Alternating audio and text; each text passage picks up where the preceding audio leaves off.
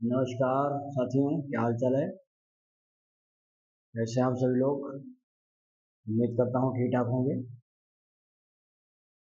साथियों, आप जानते हैं कि क्लास 12th का इस समय जो टॉपिक चल रहा है, principle of inheritance and variation में, जिसमें आज हम लोग बात करेंगे एक नए लेक्चर, यानी कि हम लगभग इस चैप्टर के बहुत ही एंड पे पहुंच चुके हैं। 2 या 3 लेक्चर में ये चैप्टर आपका समाप्त होगा। आज हम लोग बात करेंगे जेनेटिक डिसऑर्डर के बारे में। आपको पता होगा कि जेनेटिक डिसऑर्डर मतलब है कि जीन स्तर पर कोई डिसऑर्डर हो जाए, कोई विकृति आ जाए। तो कैसे आप जान पाएंगे कि इस व्यक्ति के जीन में कोई प्रॉब्लम है। भाई, जेनेटिक डिसऑर्डर, जेनेटिक में जीन, डिसऑर्डर में कुछ चेंजेस, कुछ विकृतियां, जिसका प्रभाव आपके एक्टिविटी से बाहर पता चल जाए। समझ में आ गया। अब वो जेनेटिक डिसऑर्डर मीन्स हो गया कि हम कैसे पता करें कि इस व्यक्ति के जीन में कौन सा फॉल्ट है, या इस व्यक्ति के जीन में कौन सी प्रॉब्लम है जिसकी वजह से ये डिजीज हो गया है। यानी क्या उसमें डिलीट हुआ, क्या उसमें ऐड हुआ। ये तमाम चीजों को जानने के लिए हम बात करेंगे यहाँ पर पेडिग्री एनालिसिस। आपको पता होगा कि पेडिग्री एनालिसिस ये कहते हैं कि पेडिग्री कुत्ते को खिलाते हुए वाला मत समझ लेना। मैंने तो कुछ समझ लो कि ये कुत्ता वाला जो खिलाते हैं बिस्कुट वगैरह, वही बता रहे हैं पेडिग्री नहीं। पेडिग्री एनालिसिस मतलब होता है विश्लेषण करना। यानी आप पीढ़ी दर पीढ़ी, जनरेशन टू जनरेशन, जब किसी फैमिली मेम्बरान्स के एक पर्टिकुलर ट्रेट्स को आप फाइंड आउट करते हैं, तो उस प्रकार का जो स्टडी होता है, इसी को हम बोलते हैं पेडिग्री एनालिसिस। यानी मान लेते हैं कि किसी व्यक्ति के पास हीमोफीलिया हो जाए, एग्जाम्पल के माध्यम से समझा रहे हैं। अब हम पता कर रहे हैं कि भाई इस लड़के को हीमोफीलिया है, क्या इसके मम्मी या पापा को है, हमने फाइंड आउट किया, but no, there is no haemophilia to there now. अब हम बात करेंगे उसके दादा दादी में, इवन नाना नानी में चेक करेंगे। ये तमाम चीजों का जो हम एक अध्ययन कर देते हैं, यानी हर जनरेशन टू जनरेशन में जब स्टडी करना शुरू कर देते हैं, इसी को पेडिग्री एनालिसिस कहते हैं। और जब हम एक प्रकार से दादा दादी, नाना नानी, पिताजी, माताजी, भाई बहन, इन लोगों का जब एक समूह बन जाता है, ब्रांच बन जाता है, तब इसको हम बोलते हैं ट्री ऑफ जनरेशन। यानी पेडिग्री का एक ट्री बनकर तैयार हो जाता है, पेड़ की तरह हो जाता है। समझ आना। जैसे पेड़ सीधा खड़ा है तो उसकी ब्रांचेस फैली हुई है, हर ब्रांचेस से आपको फल मिलेगा। फल नीचे गिरा है तो हम समझ जाएंगे इसी पेड़ की कोई ना कोई डाल से, पेड़ से टूट करके क्या ये गिरा है। अब कौन सा डाल का है ये हमको पता करना है, यानी कौन सा डिजीज किससे आया है, इसी को पता करना पेडिग्री एनालिसिस है। यानी इसी ट्री से हम कंफर्म करते हैं जनरेशन टू जनरेशन स्टडी करने के बाद। समझ आ गया। That means we have to just find out that gene which create this type of the disease. अब आइए कुछ इंपॉर्टेंट पॉइंट्स में लिखाऊंगा भी, समझते भी चलेंगे। यही पॉइंट आपको इस टॉपिक में पढ़ना है। बहुत ही आसान है, बहुत ही कम समय के लिए ये अभिनंदन को पढ़ना है। मुश्किल से 15 या 17 मिनट में टॉपिक खत्म है।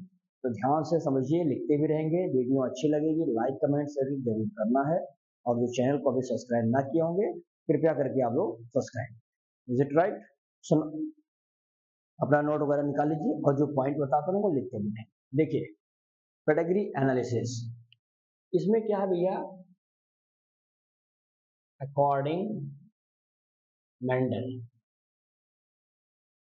मेंडल चाचा भी जिंदाबाद है। मेंडल के बिना जान लीजिए पूरा जेनेटिक्स बेकार है। भाई वैसे थोड़े ना इनको बप्पा ऑफ जेनेटिक्स कह दिया गया। बैट्समैन तो समझ लो मॉडर्न वाले हैं, लेकिन ये पुराने काकाताऊ जी हैं, तो इनको ज्यादा सम्मान दीजिए।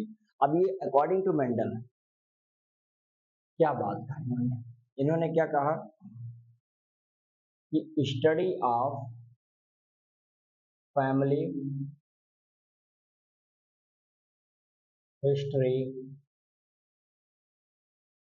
इनहेरिटेंस, है ना, कहाँ पर होता है, of A particular traits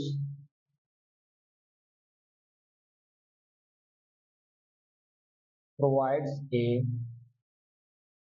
good alternatives। किसी परिवार के एक पर्टिकुलर कैरेक्टर्स को पता करना कि ये कोई लक्षण कैसे आया, इसी को हम क्या बोलते हैं, पेडिग्री एनालिसिस। अर्थात इसमें आप कह सकते हैं कि सच एनालिसिस सच एनालिसिस क्या करता है of family history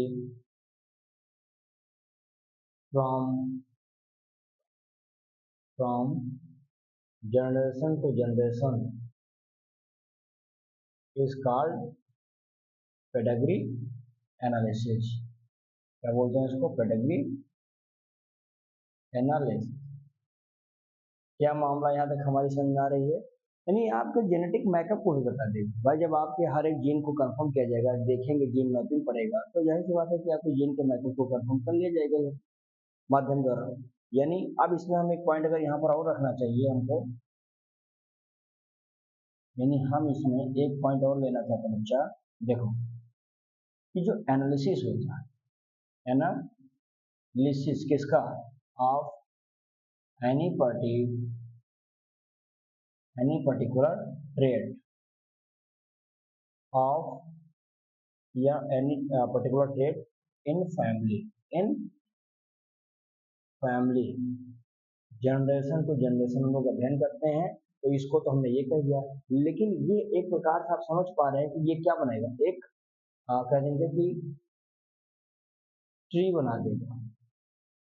tree of, अभी जो मैंने आपको बताया था, ट्री ऑफ जेनेटिक, या यहाँ पे काम करेंगे फैमिली ट्री कर दीजिए। क्या बोलेंगे इसको?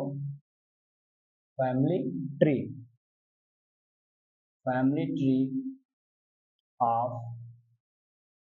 जनरेशन। क्या समझ में आ गया? तो यानी पेडिग्री एनालिसिस हमारे लिए बहुत इंपॉर्टेंट है। इस नाते इंपॉर्टेंट है, एक नाता और देख लीजिए।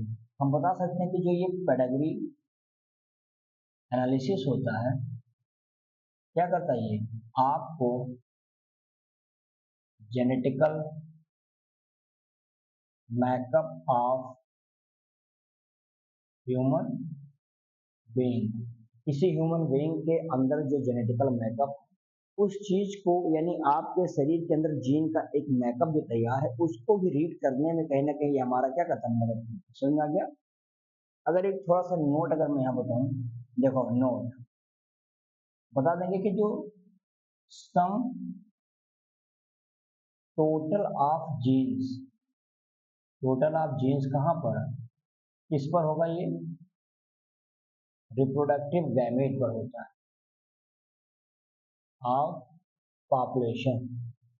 किसी भी पॉपुलेशन के रिप्रोडक्टिव गैमेट्स पर मौजूद जितने भी जीन होते हैं, इसको हम लोग क्या नाम देते हैं भैया? Gene pool. क्या मामला समझ में आया? जीन पूल क्या है? Gene pool is means that any organism of reproductive gamete having the sum of the gene is called as the gene pool। Clear है बात?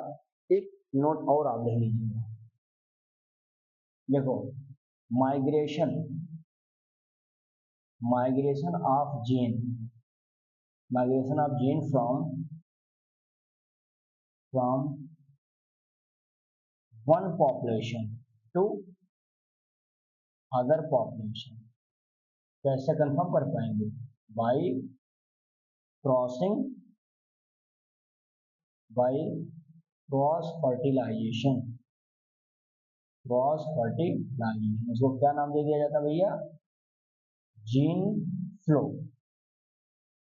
तो जब एक पॉपुलेशन से दूसरे पॉपुलेशन में क्रॉस फर्टिलाइजेशन के माध्यम से हम लोग क्या करते हैं? जीन को माइग्रेट करते हैं, यानी एक स्थान से दूसरे स्थान पर ले जाते हैं।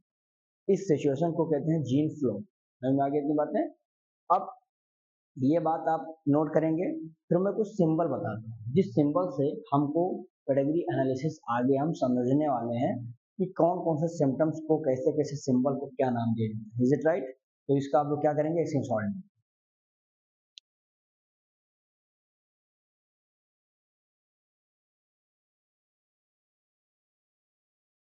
चलिए हम इसमें देखने वाले हैं कौन कौन से सिंबल का यूज कर। बहुत ही आसान, बहुत ही सिंपल। देखो सिंपल आप बताइए भैया। जैसे ऐसे सिंबल मिलेगा, मेल कह दीजिएगा। ऐसे सिंबल दिखेगा, फीमेल कह दीजिएगा। इस प्रकार से आपको दिख रहे हैं अगर लक्षण, क्या बता देंगे, ये पेरेंट हो जाते हैं, पेरेंट्स हो जाते हैं, और ये सब क्या हो जाते हैं, चिल्ड्रन।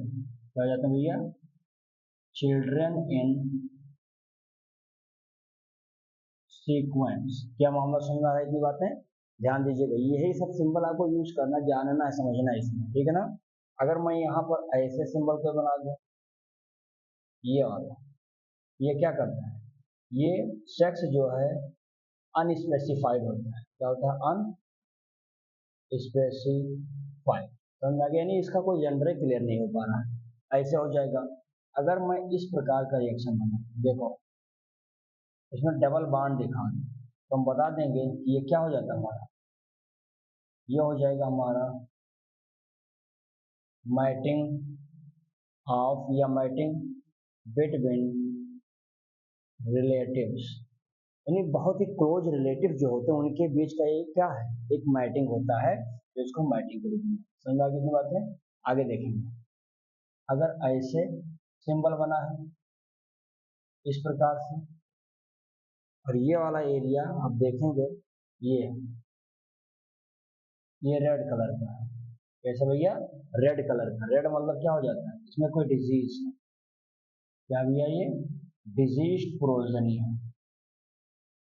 क्या मामला यहाँ तक समझ में आ रहा है, रेड कलर देख गया, जान लेना ये घातक है, बीमार है, खत्म है, जीवन इसका तबाह है। समझ में आ गया। अगर मैं यहाँ पर इस तरह बना दूं,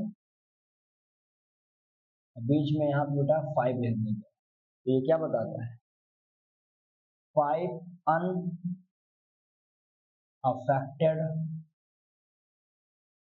ऑफ स्प्रिंग। समझ में आ गई इतनी बातें, सब ध्यान से देखिएगा, ये सब एक एक पॉइंट समझना है। अगर मैं रेड कलर का ऐसे बना दूं, देखो ये भी रेड कर देता हूँ, रेड, ये भी रेड, और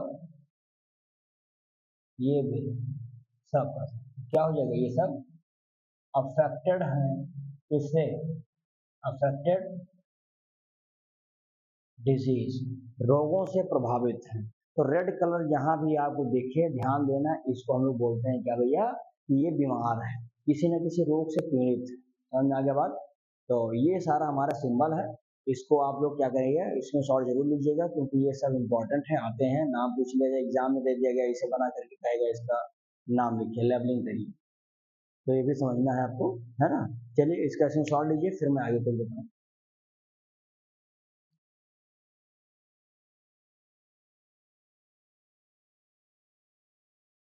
चलिए भाई, अब आपने इसमें देख लिया, पेडिग्री एनालिसिस आपका क्लियर हो गया।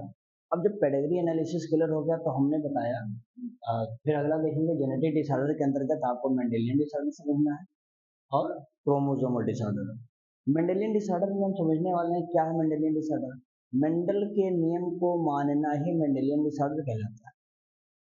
अब मेंडल का नियम क्या कहता है, अगर आपके पास क्रोमोसोम के एक सेट है, मोनोसोम, 3 है ट्राइसोमी, ये तो क्रोमोसोम के नंबर के आधार पर हम उसके अलग अलग नाम देते हैं। समझ में आ गया। अब यहाँ पे होने वाला क्या है, मेंडल के द्वारा दिए गए जो भी नियम थे उसको फॉलो कर करके हमको बहुत सारी चीजों का जानकारी करना है, जो कि जेनेटिक डिसऑर्डर के अंतर्गत है। इसमें बहुत सारे डिजीज रोग भी पढ़ना है, तो वो अलग अलग आगे मैं बताता हूँ। तो इसमें 2-3 पॉइंट समझ लीजिए, लिख लीजिए। पहला बता दीजिए, when one chromosome when one chromosome copy, क्या नाम पड़ गया इसका, मोनोसोमी। जब 3 कॉपी बन जाए तो क्या नाम पड़ जाता भैया, ट्राइसोमी। क्या बात हमारी यहाँ तक समझ में आ रही है, आया होगा। आगे देखेंगे, क्या बताएंगे, अभी जो मैंने बताया, मेंडल्स लॉ ऑफ इनहेरिटेंस को एक्सेप्ट करना या मानना, ये क्या कहलाता है, मेंडेलियन डिसऑर्डर के नाम से जाना जाता है। क्या बात समझ में आ गया इतनी बातें। अब देखेंगे ये कैसे होता है, कैसे मेंडेलियन डिसऑर्डर के अंतर्गत हम क्या देखते हैं, तो इसमें होता क्या भैया, बता देंगे। इसमें caused due to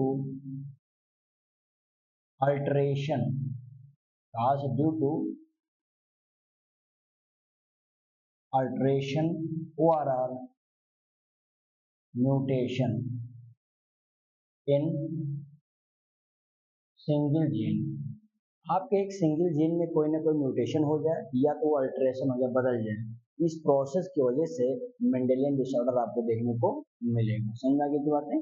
इसमें एक चीज और बताएंगे भैया, कहेंगे ये जो पैटर्न होता है, पैटर्न ऑफ इनहेरिटेंस, इनहेरिटेंस क्या होता है इसके द्वारा, ऑफ दीज डिजीज, इसको ट्रेस करते हैं किसके द्वारा, पेडिग्री एनालिसिस। यानी पेडिग्री एनालिसिस के द्वारा हम उस जीन को जो कि इन्फेक्टेड है, जो कि डिजीज हो गया है, जिसकी वजह से कोई डिसऑर्डर हो गया है, उसको ट्रेस कर लिया जाता है with the help of the pedigree analysis. ये बातें हमको जेनेटिक मेंडेलियन डिसऑर्डर के अंतर्गत समझने को मिला है, ठीक है ना।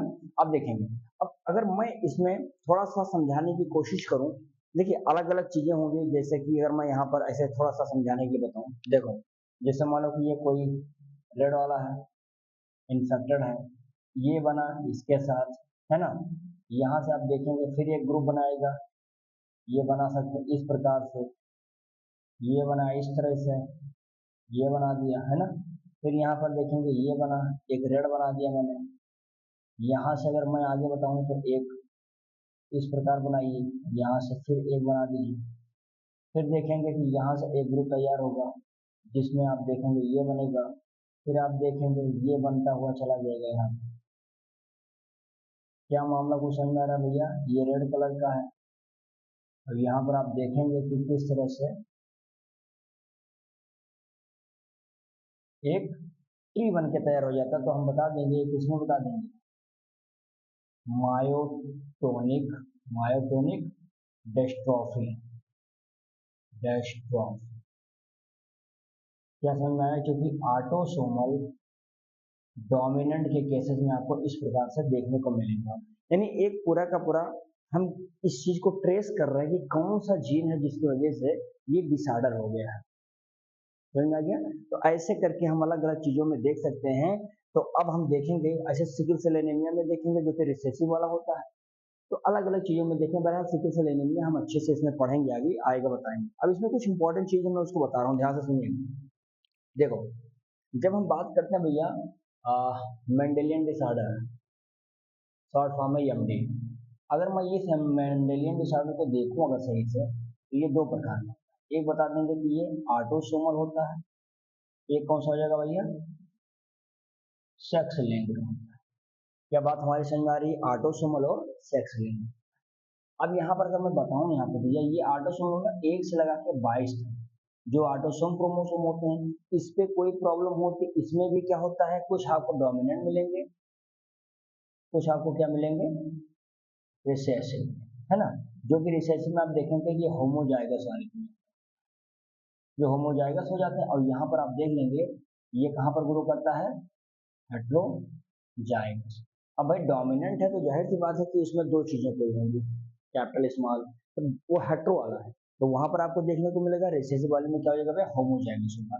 अब यहाँ पर सेक्स लिंक वाले में देखो, इसमें आप बता सकते हैं, यहाँ पर लाइन देखो, यहाँ पर बता दें डिफेक्टेड जीन क्या होता है, ये डिफेक्टेड जीन क्या हो जाता है, ये ऑन क्रोमोसोम एक्स, कोई जो डिफेक्टेड वाला है जीन जिसकी वजह से पूरा का पूरा डिसऑर्डर हुआ है, अगर ये एक्स वाले क्रोमोसोम पर है तो हम कहते हैं ये सेक्स लिंक्ड है। लेकिन सोचिए अगर वाई वाले पे है, तो ये बहुत इंपॉर्टेंट पॉइंट है, चाहो तो यहाँ पर ऐसा बना लीजिए, यहाँ पर देखो मैं इसको थोड़ा सा हाईलाइटर के माध्यम से समझा दूं। देखो अगर कोई डिजीज है वाई, अगर कोई डिजीज है तो कहाँ पर है भैया, वाई क्रोमोसोम पर, वाई क्रोमोसोम पर। इस प्रोसेस को बहुत ही प्यार से समझिएगा, इसका एक नाम होता है भैया हॉलैंड्रिक,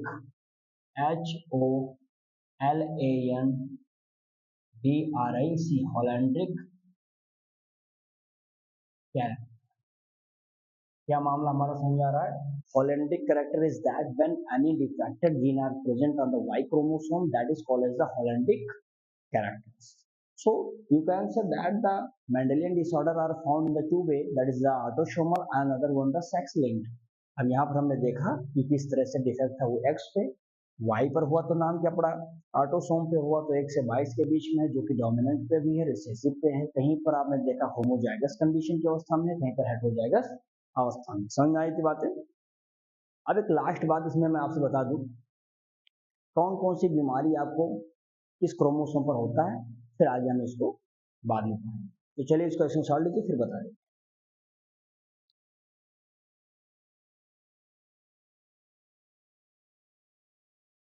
चलो भाई, इसमें लास्ट चीज देखेंगे, फिर हम क्रोमोसोमल वाला जो डिसऑर्डर था बाद में समझेंगे। इसमें समझ लेंगे क्या है, सम डिजीज, कुछ ऐसे डिजीज हैं जिसको आपको पढ़ना है और ये जानना है कि कौन से क्रोमोसोम पर पाए जाते हैं। तो देखेंगे हीमोफीलिया, कलर ब्लाइंडनेस, ये दो ऐसे डिजीज हैं जो एक्स लिंक्ड क्रोमोसोम होते हैं, ठीक है ना। फिर देखेंगे phenylketonuria, PKU, cystic fibrosis, and thalassaemia, sickle cell anaemia. साथ साथ आप देखेंगे मायोटोनिक डिस्ट्रॉफी। ये जितने डिजीज हैं सब के सब ऑटोसोमल डिजीज हैं, यानी इनका सेक्स लिंक से कोई मतलब ही नहीं। ऑटोसोमल है, अपने आप होंगे, अपने आप सही हो जाएंगे, no transfer from the to another. होता क्या है इसमें कि ये हेमोफीलिया से लगा के सिकल सेल एनीमिया तक सब के सब रिसेसिव, लेकिन डोमिनेंट कौन है? Myotonic dystrophy. समझ में आया? तो ये डोमिनेंट है, बाकी सब क्या है? रिसेसिव। जैसे कैपिटल टी और स्मॉल टी एक साथ आते हैं तो capital T always the dominant and small C will be the recessive. तो ऐसे ये डोमिनेंट है सिंगल, बाकी सब क्या है? समझ में आ गया साथियों? तो ठीक है बच्चों, आज के लिए इतना रखते हैं, बाकी मिलेंगे नए लेक्चर के साथ। तब तक वीडियो को आप अच्छे से लाइक करना, शेयर कर देना और इसी सॉल्व जरूर देना। Thank you.